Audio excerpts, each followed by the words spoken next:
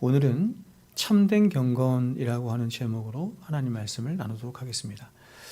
자, 우리가 지난 시간에 18절 말씀에 보면 하나님의 진노와 그리고 경건치 않음과 그에 이어서 나오는 불의의 관계에 대해서 함께 살펴보았습니다.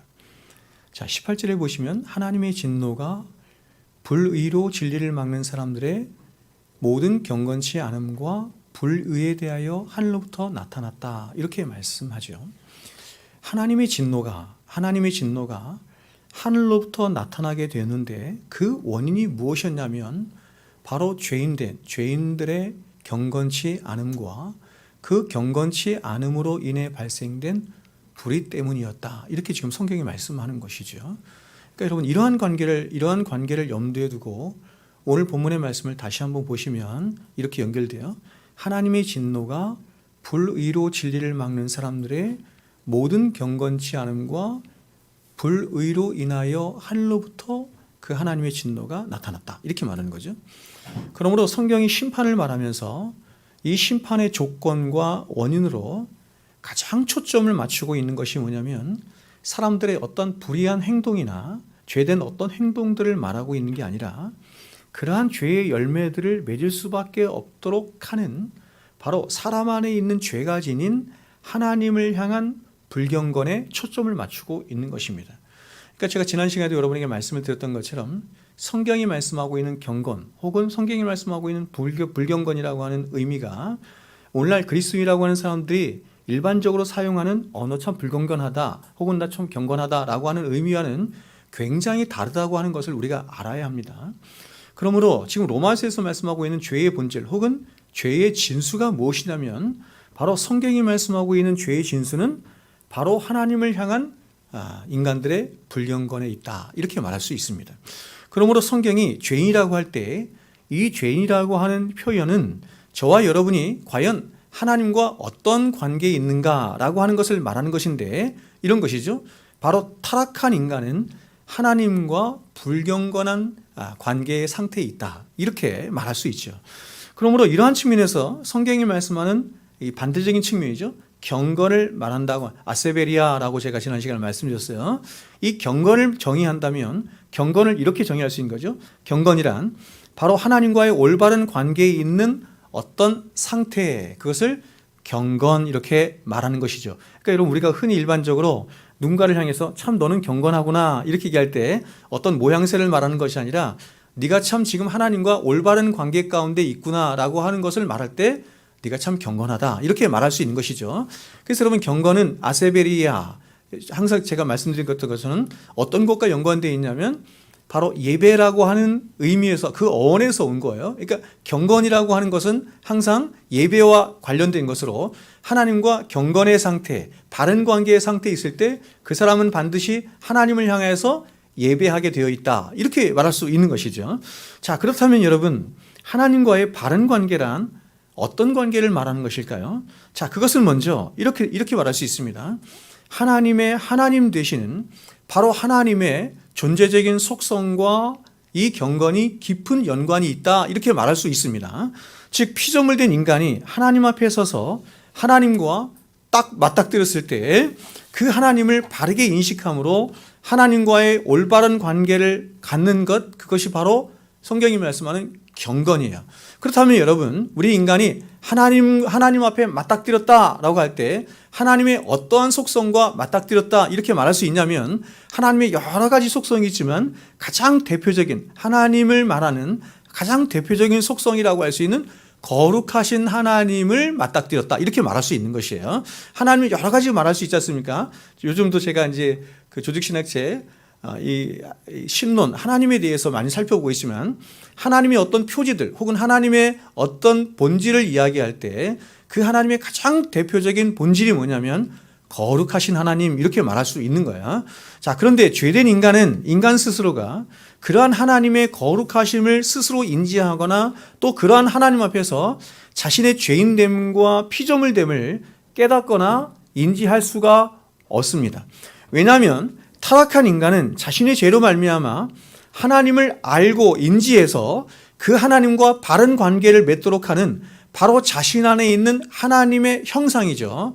자, 이마고데이, 하나님의 형상 안에 들어있는 의와 거룩과 지식이라고 하는 것을 죄로 인해서 잃어버렸기 때문이에요. 그러니까 제가 여러분에게 설명을 드렸던 것처럼 하나님과 인간이 바른 관계를 맺도록 하나님이 하나님의 형상으로 피조하셨는데 그 하나님의 형상의 좁은 의미가 어떤 의미냐면 바로 사람 안에 그 하나님의 형상 안에 의와 하나님과 바른 관계를 맺을 수 있도록 하는 짜다크라고 하는 의와 그리고 거룩과 지식, 하나님을 아는 지식이 있기 때문에 하나님과 관계를 맺는다 이런 것인데 죄로 인해서 이 세 가지를 잃어버린 것입니다. 그러므로 피조물 되고 죄인된 인간이 하나님과 바른 관계를 갖도록 하는 경건이라고 하는 것이 이루어질 수 있는 것은 가장 1차적으로 죄로 인해 상실한 그 거룩과 의가 인간에게 다시 덧입혀져야 비로소 하나님과 관계를 맺을 수 있도록 하는 경건이 세워지게 되는 것이죠. 자, 그렇다면 질문이 이것입니다. 거룩은 무엇일까요? 자, 히브리어로 카도시인데 이 카도시, 거룩은 무엇일까? 거룩은 하나님의 하나님 되심을, 즉 하나님의 자신의 가장 대표적인 속성의 표가 바로 이 거룩인데요. 다시 말하면 거룩은 하나님의 존재적인 초월성인 전적인 타자성. 자, 그죠? 영어로는 헐리 아다인데 전적인 타자성을 말하는 것과 동시에 그분의 성품과 인격의 완전성인 도덕적인 완전성을 함께 말하는 표현이 거룩하신 하나님이에요. 그래서 소요리 문답 제4번에서 이렇게 질문하죠. 하나님은 어떤 분이십니까? 이렇게 질문할 때 우리 믿음의 선조들은 이렇게 대답을 하도록 했던 것입니다. 하나님은 영이신데, 하나님의 대표적인 이 속성이 뭐냐면 영이시죠. 영이시다라고 하는 것은 하나님은 우리 사람이나 이 세상적인 어떤 물질과 같은 분이 아니시다라고 하는 것을 말하는 것인데, 하나님은 영이신데 그의 존재와 지혜와 권능과 거룩하심과 공의와 인자와 진실하심이 보십시오. 무한하시며 영원하시고 불변하시다. 무한하시고 영원하시고 불변하시다라고 하는 것은 초월적인 존재인 하나님만 가질 수 있는 거 아닙니까? 근데 그 하나님이 무한하시고 영원하시고 불변하신데 무엇이 그러냐면 바로 그의 존재와 지혜와 권능과 거룩과 공의와 인자와 사랑이 그렇다는 것입니다. 그렇게 무한하고 영원하고 불변하신 분이다 라고 말하는 것이죠. 이게 거룩하신 하나님이에요. 그래서 피조물 되고 죄인된 인간은 이런 하나님의 존재적인 속성인 하나님의 이 거룩하심 앞에 딱 맞닥뜨릴 때 가장 먼저 이게 인식하고 깨닫게 되는 게 뭐냐면 바로 하나님과 자신 사이에 무한한 격차를 느끼는 것입니다. 하나님은 하나님이시고 나는 피조물이다 라고 하는 것을 깨닫는 것이죠. 자신이라고 하는 존재가 하나님 앞에 얼마나 무가치하고 얼마나 하찮은 존재인지. 하나님이 사람을 뭘로 창조하셨죠? 흙으로 창조하셨잖아요. 그러니까 거룩하신 하나님 앞에 딱 맞닥뜨렸을 때 가장 먼저 깨닫게 되는 것이 뭐냐면 나라고 하는 존재는 하나님 앞에 흙이구나, nothing이구나 라고 하는 것을 깨닫게 되는 것이죠. 즉 인간은 하나님의 그 절대성과 무한성 앞에서 비로소 자신이 피조물이라고 하는 사실을 인식하게 되는 것입니다. 그래서 이러한 하나님과의 무한한 격차에 대한 인식은 이제 인간들로 하여금 하나님을 향한 무한한 두려움을 불러일으켜서 그분 앞에 부복하도록 만드는 것입니다. 부복하도록 만드는데 이 첫 번째 부복은 인격적인 부복이라고 할 수는 없어요. 그러나 부복하도록 만듭니다. 이것이 하나님 앞에 갖는 경건의 첫 번째 요소인 두려움의 요소다. 이렇게 말할 수 있어요. 그러니까 여러분 우리가 거룩하신 하나님을 딱 만났을 때 가장 먼저 갖게 되는 첫 번째 우리의 이 정서가 뭐냐면, 이 어펙션이 뭐냐면 하나님을 향한 두려움이다. 이런 것이죠. 하나님은 하나님이시고 나는 피조물로서 무한한 격차를 느끼는 가운데 하나님을 향해서 느끼는 이 어펙션이 뭐냐면 두려움이다. 이렇게 말할 수 있는 것이죠. 그런데 인간은 여기서 더 나아가서 거룩하신 하나님과 자신 사이에 두 번째 격차를 느끼는데 그게 뭐냐면 도덕적인 격차를 느껴요. 도덕적인 격차를 느끼는데 무한한 도덕적인 격차를 느끼는 것이에요. 그래서 그 무한하신 그 하나님의 공의하심과 그분의 사랑하심과 도덕적인 완전성 앞에 인간은 자신의 진짜 실체를 보게 되는데 두 번째 실체를 보는 것이죠. 그것이 바로 뭐냐면 자신의 부패함을 보는 것입니다. 자신의 부패함과 오염됨을 보고 자신이 하나님 앞에 얼마나 큰 죄인인가 하는 것을 거룩하신 하나님 앞에서 두 번째로 깨닫게 되는 것이에요. 그러니까 여러분, 사람이 거룩하신 하나님 앞에 서기 전까지는 첫 번째, 자신이 피조물이라는 사실을 깨닫지 못하는 것이고, 두 번째로 깨닫지 못하는 것이 뭐냐면 내가 죄인이라는 사실을 깨닫지 못하는 것입니다. 하나님 앞에 서보기 전까지 사람끼리 살 때는 다 그놈이 그놈이죠. 그렇죠? 여러분, 누가 잘났느니 누가 못났느니 누가 더 죄가 많으니 죄가 적으니 다 그놈이 그놈입니다. 그렇기 때문에 우리 자신의 진짜 실체를 보지 못하는데 거룩하신 하나님 앞에 서게 되면 나라고 하는 존재가 그 하나님, 이 세상의 유일한 판단자 되신 그 하나님 앞에 얼마나 큰 죄인인지를 비로소 깨닫게 되는 것이에요. 그리고 그때 인간은 비로소 과연 나라고 하는 존재는 하나님의 사랑과 자비를 덧입지 않고는 결코 어떤 소망도 없는 존재구나 라고 하는 것을 여기서 깨닫는 거예요. 여기서 깨닫는 것입니다. 그래서 이것을 깨달은 인간은 비로소 하나님께 회개하고 하나님 앞에 용서를 구하게 되는데, 그것이 바로 십자가에서 이루신 예수 그리스도의 공로를 의지하는 방식으로 나타나게 되는 것이에요. 이걸 찾는 것이죠. 율법이 인도를 하는 것이죠. 바로 하나님과 깨어진 우리의 관계를 다시 회복하는 유일한 길로 정해주신 방법이 예수 그리스도의 십자가밖에 없다는 사실을 거룩하신 하나님 앞에서 깨닫게 되는 것이에요. 그래서 이렇게 십자가에 나타난 구원을 통해서 하나님께 용서를 받게 된 인간은 이제 하나님을 향한, 보십시오, 당연하겠죠. 첫 번째, 두 번째, 거룩하신 하나님 앞에서 하나님에 대한 인식을 갖게 된 인간은 그 하나님을 향한 두 가지의 마음을 갖는 것이에요. 하나님을 뭐냐면 하나님을 향한 한없이 두려운 마음과 첫 번째는, 두 번째는 뭐냐면 이 두 번째 거룩하신 나를 구원하신 하나님 앞에서 그 하나님을 향한 하나님의 사랑에 빚진 마음, 하나님을 향한 사랑의 마음과 흠모함의 마음을 갖게 되는데, 이것이 바로 성경이 말하는 경건의 두 번째 요소인 거예요. 그러므로 성경이 말씀하는 경건이란 하나님과의 바른 관계를 갖도록 하는 게 경건이라고 했잖아요. 경건이란 이렇게 하나님을 향한 끝없는 두려움과 그분에게 이끌리는 무한한 사랑의 마음이 함께 만나는 곳에서 이루어지는 성도의 어떤 심령의 상태를 경건이라고 해요. 그리고 이러한 관계의 상태가 바로 하나님이 인간을 최초로 창조하신, 이걸 뭐라고 하냐면 그것을 선하다 이렇게 말하는 거예요. 선함의 상태다, 혹은 절대 의존의 관계의 상태다 이렇게 말하는 거예요. 여러분, 성경이 말씀하는 선이라고 하는 의미가 여기에서 온 거예요. 그러니까 선이라고 하는 것은 뭐냐면 하나님이 천지만물을 창조하실 때 천지만물을 창조하시면서 말씀하셨어요. 아, 이게 참 좋다 이렇게 말씀하셨어요. 선하다, 터브 이렇게 말씀하셨죠. 그게 선이에요.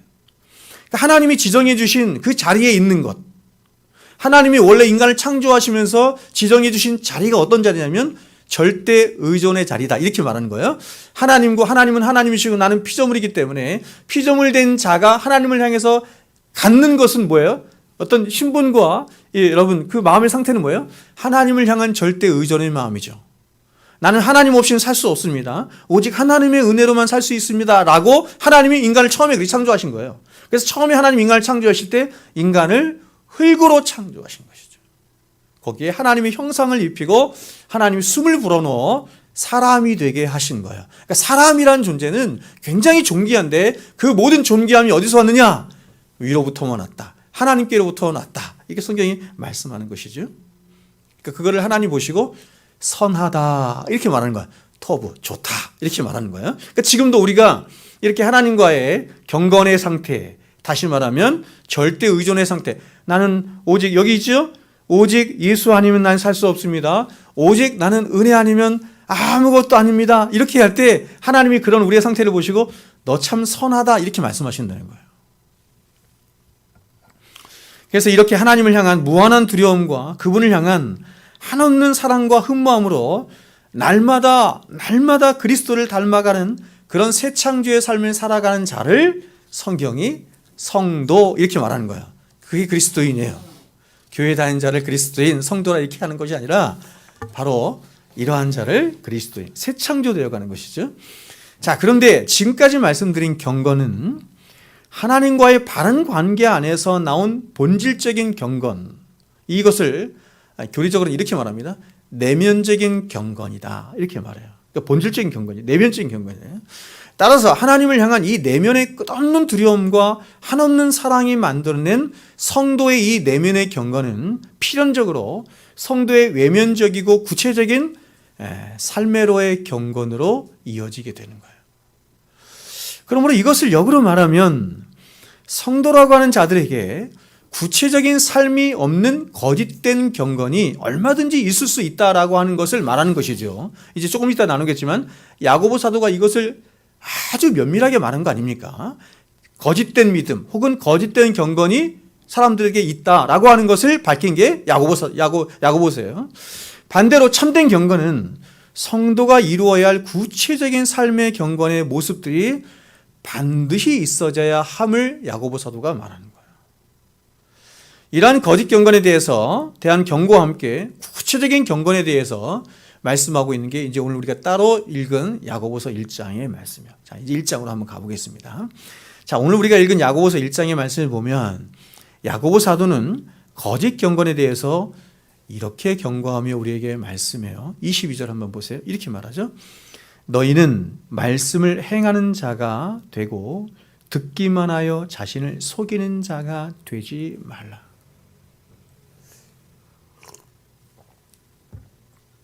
말씀을 잘 보십시오.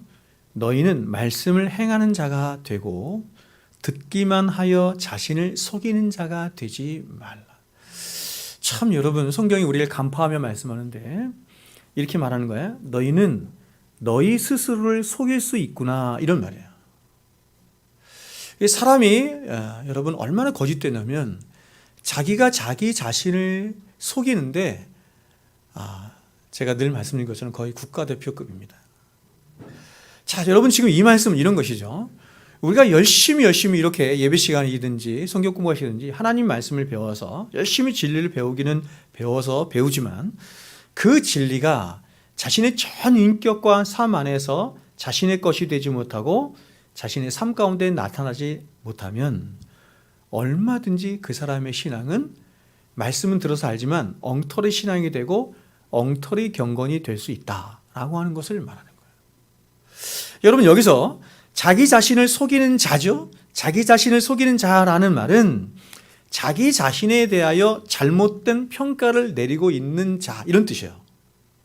자기가 자기를 평가하는 거 웃기죠. 그래서 이게 우리가 정치권이나 이런 데서 많이 하는 말이 그거잖아요. 내로남불 이렇게 얘기하잖아요. 그죠? 즉 성도의 외식과 위선에 대해서 말하는 것이죠. 바리새인을 말하는 거죠. 이 외식과 위선의 가장 대표적인 사람이 바리새인인데 이런 바리새적인 외식과 위선이 우리 모든 죄인들에게 함께 있다, 이렇게 말하는 거예요. 즉 실제로는 이런 것이죠. 실제로는 이 사람이 거의 신앙이 없어요. 거의 신앙이 없는데 자기 스스로 생각하고 스스로 평가하기를 나는 엄청나게 믿음이 좋은 사람이야 라고 자신을 부풀려서 그렇게 자신을 속일 위험이 있다, 경고하는 거예요.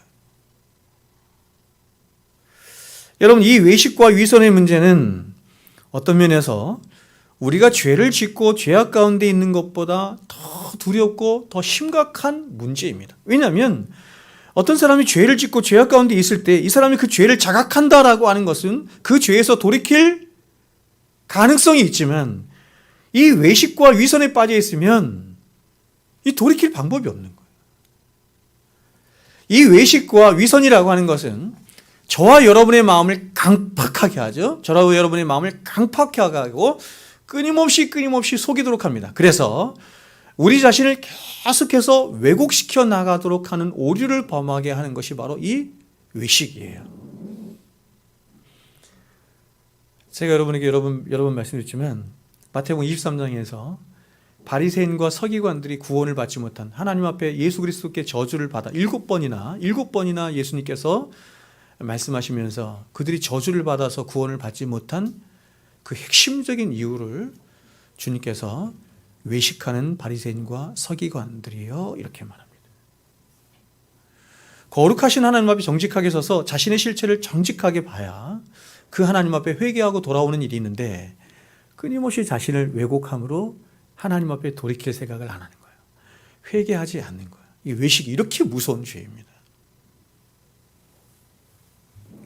그래서 모든 사람들에게 이 위선과 외식의 문제는 늘 심각한 문제이지만 특별히 성도라 이름 불리는 사람이 이 위선과 외식에 깊이 빠지게 되면 정말 특별하신 하나님의 은혜가 아니면 참되게 하나님 앞에 돌이키기가 거의 불가능한 상태에 이르게 되는 것이에요. 사람이 죄를 범하고 죄악에 빠져서도 하나님 앞에 나가서 회개하고 자신의 죄를 자각하고 하나님 제가 잘못했어요. 나를 용서해 주세요 하면 주님은 얼마든지 받아주시고 용서해 주시고 사랑해 주시는 분이세요. 하나님은 아무리 우리가 죄가 많아도 우리가 그 죄를 죄라고 인정하고 하나님 앞에 나가서 하나님 나를 긍휼히 여겨 주십시오. 하나님은 은혜 베풀기를 기뻐하시며 노하기를 더디하시며 사랑해 주시고 용서해 주시기를 기뻐하시는 하나님이십니다. 나를 불쌍히 여겨 주십시오 하면 하나님은 그렇게 하세요. 근데 여러분 이 바리새인처럼 외식에 빠져버리면 이 고침받기가 거의 불가능한 거예요. 굉장히 무서운 죄의 여러분 질병입니다. 여러분 우리 인간이라고 하는 자들이 얼마나 교활한 자들인지 모르겠습니다.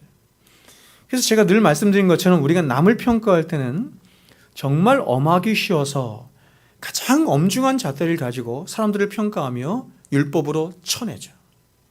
그러나 자기 자신을 평가하고 바라보는 데 있어서는 끝없이 관대함을 가질 뿐만 아니라 오만 가지 이유를 가지고 자신을 포장하려 하는 자들이 바로 아담 안에 있는 모든 죄인들의 모습입니다. 그래서 이런 우리는 하나님의 말씀을 들을 때도 그저 말씀을 듣고 그 말씀을 머리에 동의하며 그 말씀에 그렇게 순종할 그런 마음만 내 안에 있기만 하면, 그래서 더 나아가서 조금이라도 이렇게 눈물이라도 흘리기만 하면 마치 자신이 그러한 말씀에 순종할 수 있는 사람이 있냐, 그러한 사람이 된 것처럼 그렇게 자신을 속이기를 밥 먹듯이 하는 존재가 우리 자신이라고 하는 것을 잊어서는 안 됩니다. 여러분 우리 자신이 누구인지를 알아야 절대로 외식과 위선에 빠지지 않을 수가 있어요. 사람들은 오만 가지 형태를 가지고 오만 가지 핑계를 가지고 끊임없이 자신을 속이고 하나님을 만홀히 여기죠. 하나님을 만홀히 여기죠.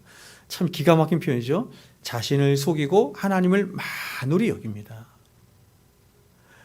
모든 우주 만물의 모든 천지 만물의 창조주 되시고 주인 되시는 심판자 되시는 머리털까지 세신 바 되셔서 모든 것을 꿰뚫어 보시는 그 하나님을 인간이 한낱 피조물 된 인간이 하나님을 만홀히 여긴다는 것입니다.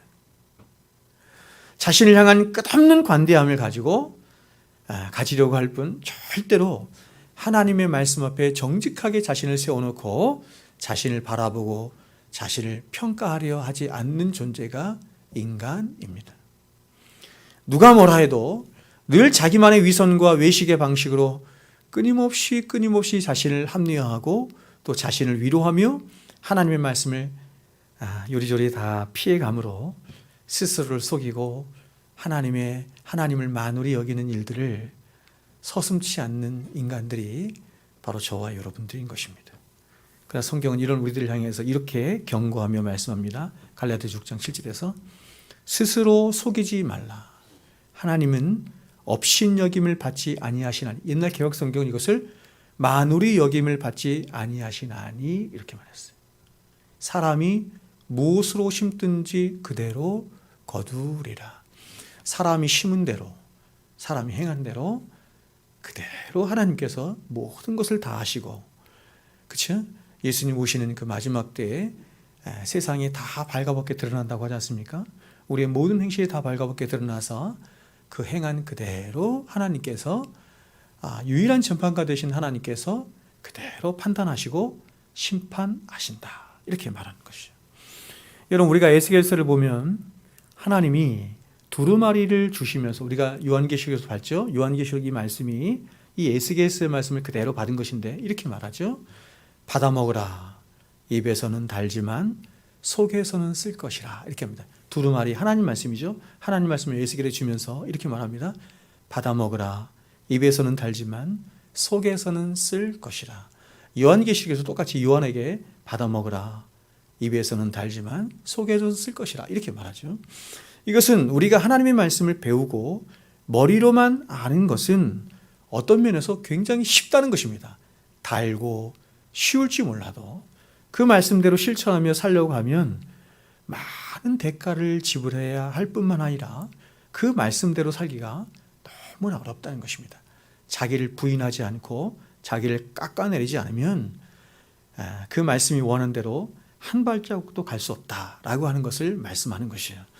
자, 여러분, 우리가 말씀을 머리로만 알고 배우는 것이 얼마나 우리의 생각을 유쾌하게 하고 우리의 마음을 만족해 하는지 모르겠습니다. 그렇죠? 왜냐하면 우리가 무엇인가 진리에 대한 말씀을 깨닫게 되면 그 진리에 대한 삶을 마치 내가 살고 있는 것처럼 착각하거든요.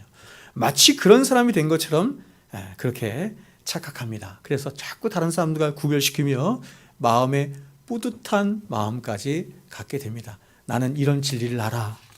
나는 이런 진리를 전하는 그 교회의 멤버십이야. 나는 그런 진리를 전하는 목사님 밑에서 신앙생활하고 있어. 나는 다른 사람들은 모르지만 그런 진리를 알고 그런 사람이 참 이렇게 속이기 쉬운 것이죠. 그러니까 저희 교회처럼 이렇게 말씀 중심으로 하는 성도들이, 목사로부터 시작해서 성도들이 자신을 속이기 쉬운 것이 바로 그러한 것입니다. 그러한 것입니다.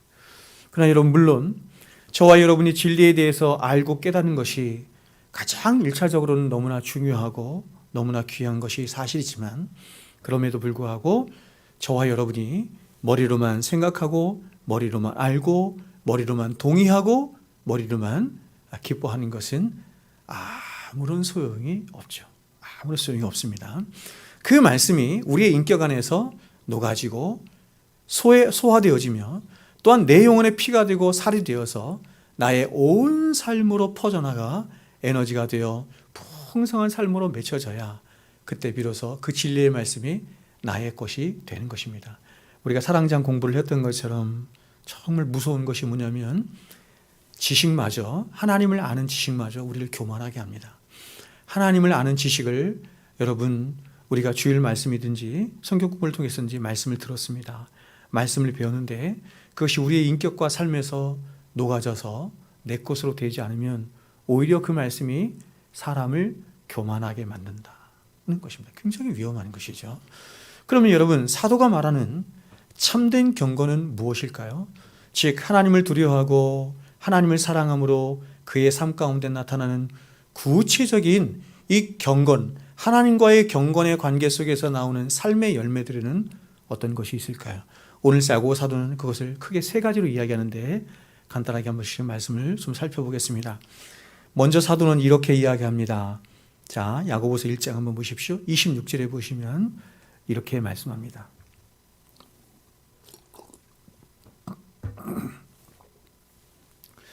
누구든지 스스로 경건하다 생각하며 자기 혀를 재갈 물리지 아니하고 자기 마음을 속이면 이 사람의 경건은 헛것이라. 자, 여러분, 성도의 경건, 자, 본질적인 경건을 말하는 것이 아니죠. 본질적인 경건을 통해서 나오는 외부적인 삶의 경건을 말하는 것인데, 외부적인 삶의 경건을 사도가 말하면서 가장 첫 번째로 말하는 경건의 열매가 뭐냐면 여러분, 혀사용입니다. 혀사용. 정말 놀랍게도 다른 것을 말할 것 같은데 야고보 사도가 가장 먼저 얘기하는 게 뭐냐면 혀사용에 대해서 말합니다. 누구든지 스스로 경건하다 생각하며 자기 혀를 재갈 물리지 아니하고 자기 마음을 속이면 이 사람의 경건은 헛것이라, 거짓이다, 이런 뜻이죠. 지금 야고보 사도는 아무리 누군가가 신앙이 좋다고 스스로 생각해도 그 사람의 말이 통제되지 않고 그저 그 사람 안에서 나오는 대로 마음껏 짓거린다면 그 사람의 경건은 헛것이다. 그 사람의 경건은 거짓이다. 이렇게 말하는 거예요. 바로 사도는 성도의 경건의 가장 중요한 기초이자 시금석으로 바로 혀 사용에 대해서 말하고 있습니다. 여러분, 성도의 삶에 있어 이 혀의 사용의 중요성, 이 말의 중요성은 아무리 강조를 해도 지나침이 없죠. 그리스도인의 삶의 가장 절대적인 표지가 바로 이 말에 있습니다. 그러므로 어떤 면에서 우리가 아무리 기도를 많이 하고 성경을 많이 안다 할지라도 이 말을, 우리 안에서 나오는 이 말을 제어하지 못하고, 자, 야고보 사도가 이 제어한다는 말을 자꾸 쓰는데, 제어하지 못하고 말이 통제되지 않으면 그 사람의 경건은 헛것이라는 것입니다. 왜냐하면 우리는 우리 안에 있는 것들을, 자, 예수님께서 말씀하셨죠. 우리 안에 있는 것들을 이 말이라고 하는 것을 통해서 바깥으로 내어 있기 때문이다. 이렇게 예수님께서 말씀하신 것이에요. 그래서 예수님이 바리새인들에게 이렇게 말씀하신 것입니다. 이 독사의 자식들아, 너희는 악하니 어떻게 너희가 선한 말을 낼 수 있겠느냐. 너희의 본질이 너희 안이 악한데 어떻게 너희 바깥으로 나오는 그 말이 선할 수가 있겠느냐. 이렇게 말하는 것이죠. 이는 이렇게 말합니다. 그 이유는 이렇게 말해요. 원래를 마음에 가득한 것을 입으로 말하기 때문이라. 선한 사람은 그 쌓은 선에서 선을 내게 되어 있고, 악한 사람은 그 악에서, 쌓은 악에서 악한 것을 내게 되어 있느니라. 이렇게 말하는 것이에요. 여러분, 이 본문을 가지고, 이 한 구절의 본문을 가지고 존 오웬이라고 하는 영적 거장이 있습니다. 이분이 여러분, 은혜와, 그렇죠? 죄와 은혜의 지배라고 하는 그 엄청난 책을 써낸 가장 대표적인 구절이 바로 이 구절입니다. 이 구절. 어떻게 우리 안에서 은혜가 왕노릇할 수 있는 것인지, 혹은 우리 안에서 죄가 왕노릇할 수 있는 것인지를 이 한 구절을 가지고 밝혀냅니다. 자, 여러분, 경건이 무엇입니까? 경건은 바로 우리가 하나님 앞에 거룩한 삶을 살도록 하는 가장 기초적이고 근원적인 삶의 토양, 혹은 우리의 심령의 상태를 말하는, 토양을 말하는 거야. 그리고 성도의 거룩한 삶이라고 하는 것은 바로 하나님의 영광을 위한 삶의 본질과도 같은 것입니다. 하나님이 우리를 창조하시고 우리를 구원하신 목적이 어디 있냐면 하나님을 영화롭게 하는 것이죠. 맞죠? 하나님을 영화롭게 하는 것인데, 그렇게 하나님을 영화롭게 하도록 하기 위해서 우리의 마음의 토양이 준비되지 않으면 하나님을 영화롭게 할 수 없는데, 그 준비된 토양이 뭐라는 것입니까? 바로 경건한 삶에 있다. 이렇게 말하는 것이죠. 바로 삶의 토양이 경건에 있다는 것입니다. 그러므로 우리의 경건이 헛되다고 한다면 우리의 심령의 상태가 하나님과의 바른 관계에 있지 못하는, 그렇죠, 불경건의 상태에 있다고 한다면 우리가 거룩한 삶을 살고 더 나아가서 하나님의 영광을 위해서 살 수 있는 가장 궁극적이고 기초적인 토양을 잃어버리는 것이나 마찬가지인 것이에요. 우리가 경건하지 않은 상태에서 누군가가 나는 하나님의 영광을 위해서 산다라고 하는 것은 불가능한 것입니다. 경건하지 않은 상태에서 아무리 나는 하나님의 영광을 살고 싶습니다라고 해야 소용이 없다는 것입니다. 그런 불경건의 상태에서는 하나님의 영광을 위한 삶의 열매가 절대로 나타날 수 없다. 이렇게 말하는 것이죠. 불가능한 것이죠. 그런데 이 경건의 삶의 가장 근본이, 자, 지금 야고보 사도가 뭐라고 했냐면 우리 언어 생활의 절제로부터 온다. 이렇게 말하는 것이에요. 그럼 우리가 우리의 언어 생활을 절제하지 못하고 우리의 말을 통제하지 못하면 우리가 아무리 이 세상에서 큰 일을 하고 모두가 인정할 만한 어떤 업적을 이루었다 할지라도 우리의 경건은 하나님이 보시기에 헛되다. 이렇게 말한다는 것입니다. 더 나아가서 우리의 삶의 가장 궁극적인 목적이라고 할 수 있는 거룩한 삶과 더 나아가서 하나님의 영광을 위한 삶에 한 발자국도 나아갈 수 없다. 이렇게 성경이 말하는 것이죠. 그러므로 저와 여러분이 정말 주를 위해 살고 싶고 또 하나님의 영광을 위해 살고 싶은데도 그렇게 살지 못하도록 우리를 끊임없이 실패의 자리로 인도하는 가장 중요한 이 불의죠. 지난 시간 나왔죠. 불의의 실체가 바로 이 작은 육체인 혀에 있다. 이렇게 성경이 말씀하는 거예요. 그러므로 야고보 사도가 이러한 우리의 경건의 삶이 실패하지 않도록, 그래서 하나님의 영광을 위한 삶을 반드시 성도된 저와 여러분으로 하여금 살아내도록 하기 위해서 사도가 얘기하는 것입니다. 반드시 너의 혀에 재갈 먹이는 일을 해야 한다. 이렇게 말하는 것입니다. 자, 여러분, 지금 사도가 이렇게 말해요. 혀에 재갈을 먹인다. 이렇게 말합니다. 혀에 재갈을 먹인다 라고 하는 이 말을 한번 생각해 보세요. 이것은 이런 것이죠. 달려가는 말이 있습니다. 달려가는 말에 재갈을 먹여서 그 달려가는 말이 멈추도록 말에게 고통을 가하는 것을 말하는 것이죠. 즉 우리가 꼭 하고 싶은 말이 있어요. 그리고 이 말을 꼭 해야 될 것 같아요. 그죠? 참지 못하지 않습니까? 참지 못하는데 우리가 하나님을 생각하고 영혼을 생각하고 교회의 덕을 생각하며 그 말하고 싶어하는 그것을 고통을 감수하는 것입니다. 고통을 감수하고 참고 절제하고 인내하는 것을 말하는 것입니다. 그러니까 여러분 참고 절제하고 인내한다라고 하는 말 속에는 뭐가 기본이 전제된 거예요? 고통이 수반되는 거예요. 고통이 전제되는 것이요. 재갈을 먹이듯이. 여러분 이 말이라고 하는 것이 얼마나 큰 권세가 있는 것인지 야고보 사도는 이 말의 능력과 권능에 대해서 이렇게 우리들에게 말을 했습니다. 야고보서 3장이죠. 이와 같이 혀도 작은 지체로 돼 큰 것을 자랑하도다. 보라 어떻게 작은 불이 어떻게 많은 나무를 태우는가. 혀는 자 불에 비유해서 얘기해요. 혀는 곧 불이요 불의의 세계라. 여기도 불이가 나오네요. 불이요 불의의 세계라. 혀는 우리의 지체 중에서 온몸을 더럽히고 생의 바퀴를 불사르나니 그 사르는 것이 지옥불에서 나느니라. 혀를 잘못 사용하면 그것이 지옥을 맞는다. 이렇게 말하는 거예요. 여러분 세상에서 가장 무서운 무기 중에 하나가 성경은 우리의 혀다. 이렇게 말합니다. 혀의 권세 이렇게 얘기하죠. 여러분 우리가 사람을 주먹으로 패면 기껏해야 그 사람에게 상처를 입히거나 병원에 가게 할 뿐입니다. 아니 우리가 사람을 죽여도 사람을 죽여봐야 그저 한 사람 혹은 몇 사람 죽일 뿐입니다. 그러나 여러분 우리의 혀로 하는 이 말의 능력은 어떠냐면 말은 다 죽이는 것입니다. 분노에 차서 혹은 악이 가득하여 내뱉는 말은 때로는 한 영혼을 파괴하기도 하고 한 가정을 파괴하기도 하며 또 교회를 무너뜨리고 불사르기도 하며 더 나아가서 국가와 국가 사이에 반목을 일으키고 전쟁을 일으키기도 하며 온 세상을 불사르게 하는 것이 바로 이 혀의 권세에 있다. 이렇게 말하는 것입니다.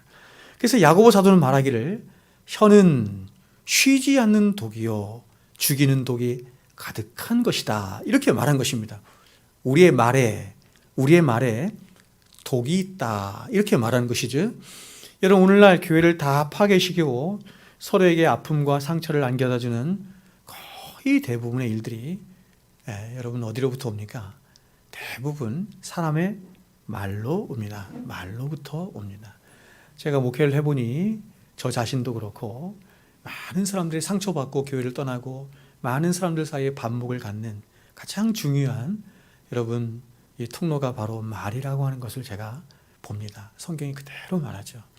그러므로 여러분 제가 여러분에게 부탁을 드리는 것은 가장 먼저 성경이 말씀하는 대로 말을 아끼라는 것입니다. 말을 아끼라는 것입니다. 내가 하고 싶은 말이 있어도 주장하고 싶은 말이 있어도 그리고 꼭 해야 할 것 같은 말이 있어도 혀에 재갈을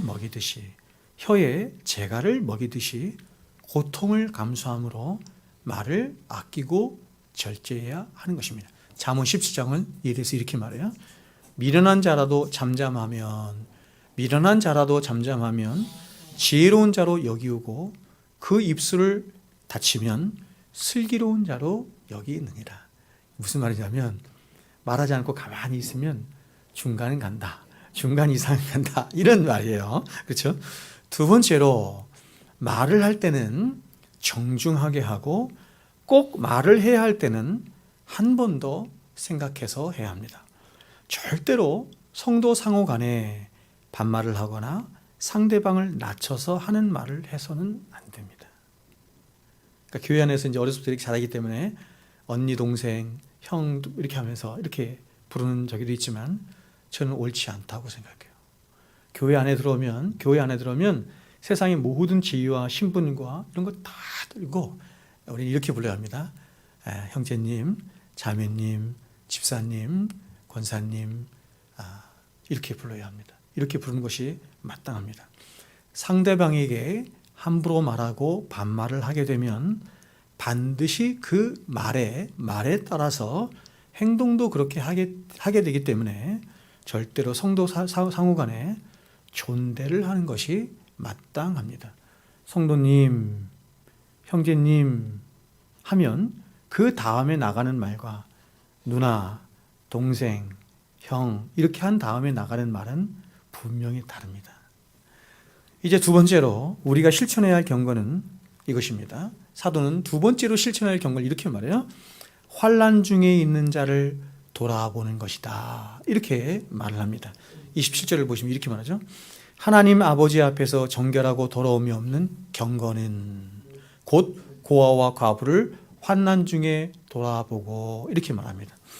자, 여러분 이 말씀은 바로 교회 안에 있어야 할 형제에 대한 문제이고 형제 사랑에 대한 문제이고 또 세상을 향한 긍휼과 선행의 문제다라고 말씀드릴 수 있습니다. 여러분 교회 안에 있어야 할 이 형제와 선행의 문제가 얼마나 중요한지 주님은 이렇게까지 우리들에게 말씀하셨습니다. 요한복음 13장이죠. 아주 유명한 말씀인데 이렇게 말씀합니다. 새 계명을 너희에게 주노니 너희가 서로 사랑하라. 내가 너희를 사랑한 것 같이 너희도 서로 사랑하라. 너희가 서로 사랑하면 이로써 모든 사람이 너희가 내 제자인 줄 알리라. 이 말씀 잘 보십시오. 여러분, 주님이 말씀하시는 새 계명, 그렇죠? 새 계명의 핵심이 무엇이라는 것입니까? 여러분, 새 계명이라고 하는 것은 새롭게 등장한 계명이 말하는 것이 아닙니다.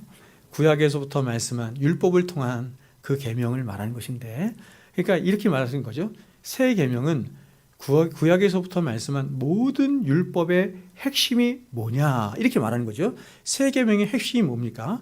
또 세상이 우리가 성도이며 주님의 제자라고 하는 것을 세상입니다. 세상이 알고 인정하는 가장 중요한 핵심이 어디 있다고 주님께서 말씀하셨어요? 바로 저와 여러분 안에 있는 사랑함과 선행에 있다 이렇게 말하는 것입니다. 그걸 우선순위로 말했는데 어떻게 하냐면 너희가 서로 먼저 사랑하라 이렇게 말합니다. 세상을 사랑하기 전에 세상에 나가서 세상 사람들을 사랑하고 그들을 섬기기 전에 더 중요한 것, 더 우선순위가 뭐냐면 너희 안에서 서로 사랑하는 것이다 이렇게 말하는 것입니다. 그것을 세상에 보여주라는 것이죠. 자, 여러분 이 형제와 선행의 문제는 너무 중요하기 때문에 나중에 제가 시간을 내서 다시 한번 설교를 하기도 하고 세 번째로 가겠습니다. 세 번째로 우리가 실천해야 할 참된 경건은 이것입니다. 참 여러분 어려운 건데 세상을 따라가지 않는 것입니다. 오늘 27절의 말씀을 보시면 이렇게 말합니다. 또 자기를 지켜 세 속에 물들지 아니하는 그것이 바로 경건이니라. 자기를 지키는 것인데 어떻게 지키냐면 세 속에 물들지 아니하는 것이 지키는 것이다. 그리고 그것이 경건이다. 이렇게 말합니다. 즉 성도의 참된 경건은 이 세상의 세 속에 물들지 않는 것으로부터 시작이 된다. 이렇게 말하죠. 여러분 저는 오늘날 조국교회를 멍들게 하고 조국교회 능력을 상실하도록 한 가장 중요한 원인이 바로 이 세큘러리즘이라고 하는 세속에 있다 이렇게 저는 믿어요. 여러분 세속이 뭘까요? 세속주의 이렇게 말하죠. 세속주의, 세속이 무엇일까요? 이런 것입니다. 세속이란 우리가 생각하는 것처럼 교회가 세습을 하거나 윤리도덕적으로 타락하거나 이런 것을 세속이라고 말하지 않고 성경이 말하는 세속은 그것보다 훨씬 더 본질적인 의미와 훨씬 더 큰 의미를 담고 있는데 이런 것입니다. 성경이 말씀하는 세속이란 혹은 세속주의란 보이는 이 세상이 마치 자신의 인생의 전부인 것처럼 그렇게 살아가는 것을 가리켜서 세속이다 이렇게 말하는 것이에요. 그러나 여러분, 이것은 좁은 의미에서의 세속주의고 성도에게 있어서 보다 넓은 의미에서의 세속주의는 바로 이렇습니다. 세상을 향해서 죽지 않는 모든 것, 세상을 향해서 죽지 않는 모든 것이 성경은 세속이다. 이렇게 넓혀서 더 이야기를 합니다. 즉 이런 것이죠.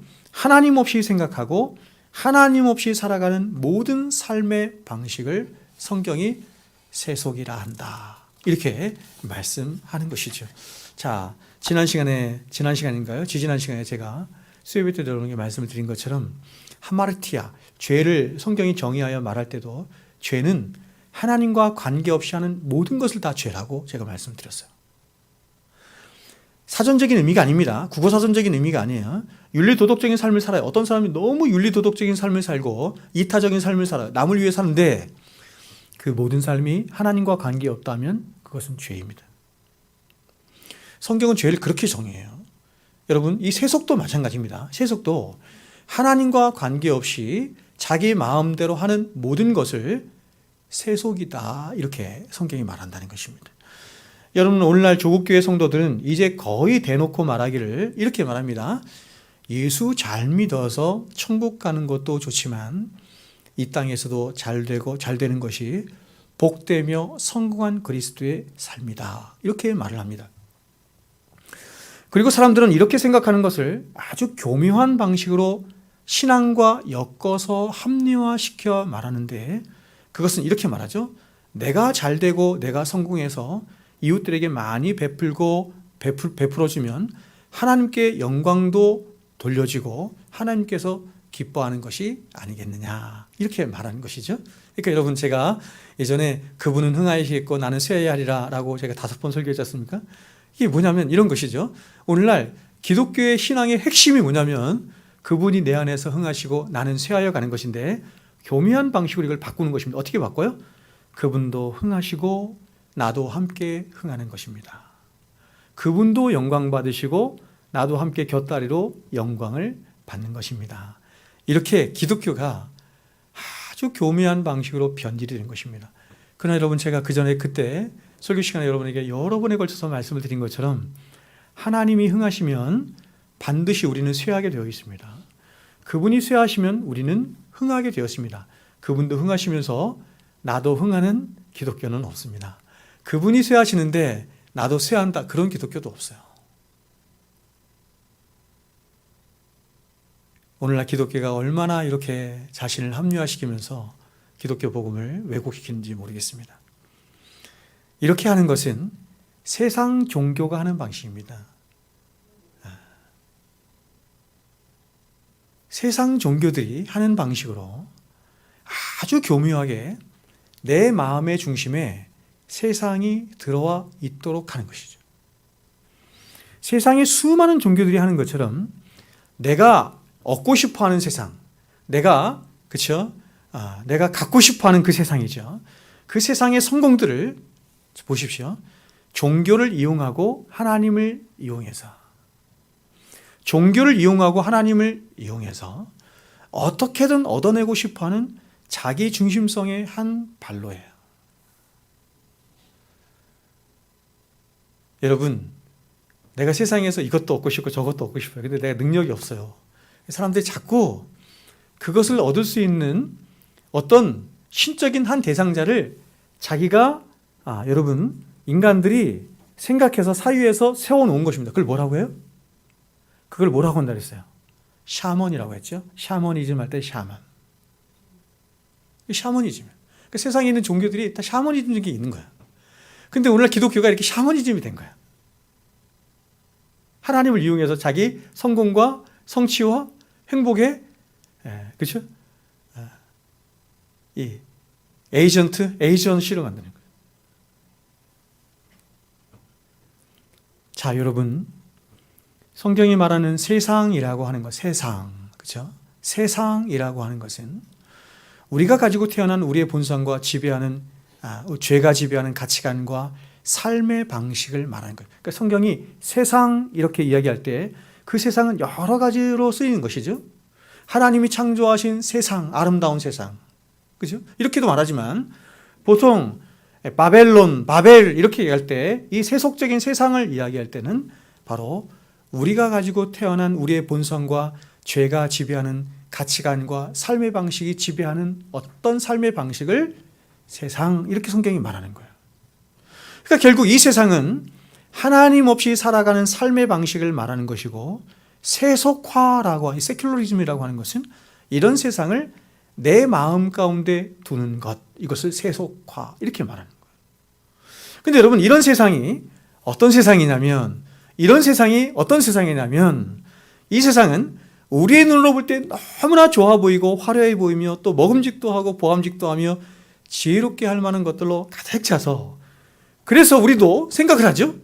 우리의 눈과 마음을 다 빼앗으니까 어떻게 생각하냐면 이러한 세상을 가져야 할 것 같고 다 가져야 할 것 같고 다 누려야 할 것 같은데 그런데 이 세상은 우리가 그토록 사랑한다고 하는 예수를 십자가에 못 박아 죽여버린 것입니다. 예수를 십자가에 못 박아 죽여버린 그 장본인이 누구냐? 세상입니다. 세상. 그러므로 진정한 그리스도인이라고 한다면 진정한 그리스도인은 예수를 사랑하는 자 아닙니까? 진정한 그리스도인이라고 한다면 이런 세상에 대하여 자신이 사랑하는 그 예수로 말미암아 보십시오. 세상에 대하여 자신을 못 박는 자인 것입니다. 못 박는 자. 그 사도는 갈라디아서에서 이렇게 말한 거예요. 그러나 내게는 우리 주 예수 그리스도의 십자가 외에 결코 자랑할 것이 없으니. 그죠? 여러분 사도에게는 예수 십자가가 전부가 됐습니다. 전부가 됐습니다. 그가 자랑할 유일한 것이 십자가가 되었습니다. 그래서 이렇게 고백하는 겁니다. 그리스도로 말미암아 세상이 나를 대하여 십자가에 못 박히고 내가 또한 세상을 대하여 그리 하니라. 자 보십시오. 사도가 말하는 이 논리를 잘 보십시오. 내가 세상에 대하여 선포하는 것이죠. 신앙 고백을 하는 것입니다. 나는 이제 예수가 전부야. 내 인생에 예수가 전부야. 내 유일한 기쁨과 자랑은 예수뿐이야. 나는 예수만을 위해서 살 거야 라고 신앙 고백하는 거예요. 신앙 고백하자. 그 신앙 고백한 사람을 누가 알아봅니까?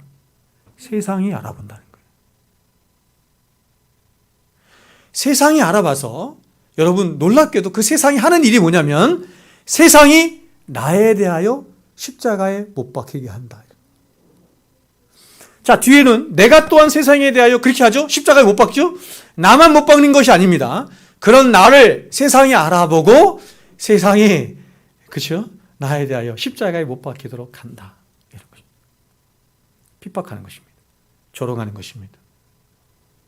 그러니까 여러분 어떤 면에서 제가 여러분에게 여러 번 강조하지만 정말 예수 붙잡고 살고 정말 여러분 성경이 말씀하는 진리 그 복음 예수 십자가 복음 붙잡고 그 의를 위하여 사는 자에게 예수님께서 말씀하신 것처럼 의를 위하여 박해를 받는 일이 있는 거예요.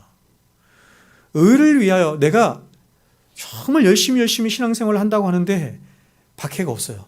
고난이 없어요. 이상한 겁니다. 그렇죠? 성경이 잘못된 거 아닙니까? 성경이 그 사람을 알아본다고 하잖아요. 그래서 그 세상이 하는 일이 뭐냐면 그에게 박해를 간다잖아요. 세상이 나를 대하여 십자가에 못 박히도록 한다잖아요. 그리고 나 또한 그 세상에 대하여 그렇게 십자가에 못 박히는 삶을 산다. 나를 부인하며 그래서 예수님께서 말씀하신 거잖아요. 나를 따라오든 자기를 부인하고 여러분 자기를 부인하는 일이 얼마나 어렵습니까? 끊임없이 세상을 욕망하고 세상을 갖고 싶고 세상과 함께하고 싶은 그것을 부인하는 것입니다. 나를 따라오든 자기를 부인하고 자기 십자가를 지고 쫓는 자가 성경이 말하는 진짜 그리스도인인 것입니다. 여러분 우리 주님이 이 땅에 오셨을 때 주님이 홀로 오지 않으셨습니다. 바로 주님께서 오시면서 하나님 나라를 함께 들고 오셨습니다. 그래서 우리 눈에 보이지 않지만 우리 주님 오심으로 하나님 나라가 사람들 안에 우리 안에 임하기 시작을 했습니다. 그리고 이 하나님 나라는 언젠가 다시 이 파루시아 주님 다시 오시는 때가 되면 물이 바다를 덮은 것 같이 온 세상이 가득하게 되어서 종국에는 하나님 나라만 남고 이 세상 나라는 다 불태워 사라지게 될 것입니다. 근데 여러분 세상이 마음 중심에 들어서 이 세상이, 예수를 못 박은 이 세상이, 화려한 세상이 마음 중심에 들어와서 세속화된 사람들은 지금 자신들 가운데 임한 하나님의 나라와 그리고 이제 곧 완성될 하나님의 나라에 대한 눈이 열려지지 않으므로 그 하나님 나라를 사모하며 그 하나님 나라와 의를 구하며 사는 삶이 아니라 그저 이름만 성도일 뿐 거의 세상 사람들과 방불한 삶을 살게 되는 것이에요. 그러므로 여러분, 이런 세상 속에서 저와 여러분이 세속화되지 않고 또한 저와 여러분으로 하여금 하나님 나라를 사모하게 하고 그 하나님 나라를 소망하게 하며 그래서 하나님 나라의 진실된 참 백성으로 살 수 있도록 하는 유일한 방법이 무엇이냐면 바로 끝없이 예수 십자가 앞에 나아가는 것이에요. 방법 없어요. 예수 십자가를 묵상하며 십자가 앞에 나아가 십자가를 붙드는 것입니다. 십자가의 의미가 어떤 것인지를 아는 것입니다. 그러면 여러분, 물 밀듯이 밀려오는 세속의 여러분 이 거친 파도를 이겨낼 수가 없어요. 이겨낼 수가 없습니다. 분명히 제가 말씀드립니다. 예? 제가 우리 자녀 교육들에 대해서 여러분 제가 말씀드린 것처럼 왜 오늘날 우리 자녀 교육이 그렇게 신앙생활이 안 됩니까? 왜 이렇게 어렵습니까? 이 세상이 과거와는 비교할 수 없을 만큼 완전히 세속화된 세상입니다. 예? 눈을 떠서 눈을 감기까지 24시간 거의 내내 모든 세속의 시편 1편에서 말한 것처럼 세상의 꾀가 끊임없이 들려오는 세상 속에 우리 자녀들이 저와 여러분이 살아가죠.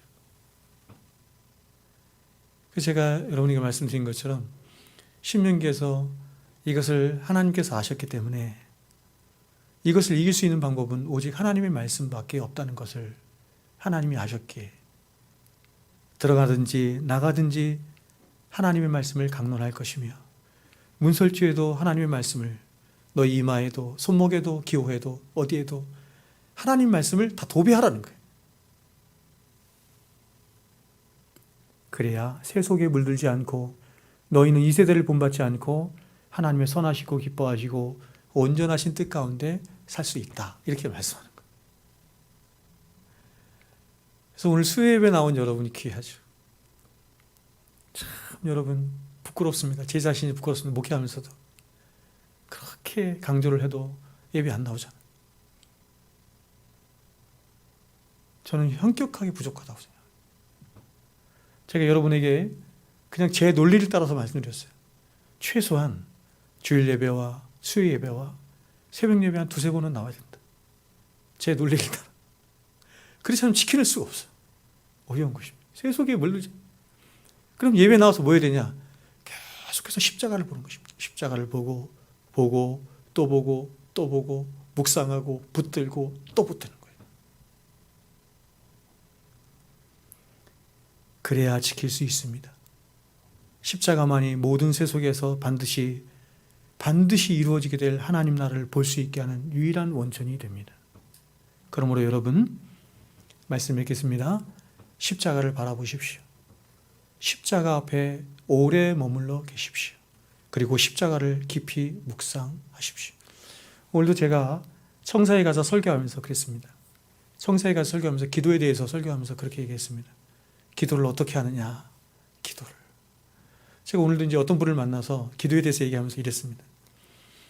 성경이 말씀하는 기도의 가장 기본이자 핵심은 골방 기도입니다. 골방 기도. 우리가 함께 합력해서 기도할 수 있고 통성으로 기도할 수 있고 그렇죠. 여러 가지 기도의 방법들이 있겠지만 성경이 말하는 예수님이 가르치신 기도는 이것이죠. 너희는 기도할 때에 이렇게 얘기하죠. 너희는 기도할 때 여러분 이 주님의 마음을 한번 생각해 보십시오. 너는 기도할 때에 내 골방에 들어가. 주님이 정해 주시죠. 아무데나 가면 안 된다 이렇게 말하는 거. 골방이라는 것은 아무에게도 방해받지 않는 곳이라는 것이죠. 주님 마음이 여러분 어떤 것인지 알죠? 여러분은 얼마나 개인적으로 특별하게 인격적으로 그죠? 그렇게 만나고 싶어 하시면 주님 말씀하세요. 골방에 들어가. 그 다음 말이 가관입니다. 뭐라 합니까? 문을 닫고 문을 닫으라는 것입니다. 골방에 들어가 문을 닫고 보십시오. 은밀한 중에 계신 내 아버지께 기도하라. 은밀한 중에 계신 내 아버지께서 갚아 주시리라. 골방기도 하라는 거예요. 골방기도. 골방기도. 저는 여러분 감히 말씀드리면 골방기도 하지 않는 성도를 어떻게 성도를 할 수 있나 하는 생각합니다. 골방기도를 하지 않는 성도를 어떻게 성도를 할 수 있나. 최소한 일주일에 한두 번 해야 됩니다. 골방기도를 해야 합니다. 골방기도를 해서 하나님 앞에 납작 엎드려서 정말 납작 엎드리죠. 하나님을 묵상하고 하나님을 오늘 뭐 관상기도에서 누가 묻던데 관상기도 하면 안 되고 묵상기도 하는 것인데 하나님을 묵상하면 묵상할수록 하나님을 생각하면 생각할수록 정말 하나님 앞에 납작 엎드리게 되죠. 저는 여러분 이사야가 왜 그랬는지 요한이 왜 그랬는지 마치 죽은 자같이 되었더라. 마치 정말 하나님 앞에 납작 엎드려서 죽은 자같이 되었. 여러분 하나님을 묵상하고 하나님을 생각하고 하나님을 알아가면 알아갈수록 정말 그렇게 되지 않습니까? 그래야 우리의 위치를 지킬 수 있는 것입니다.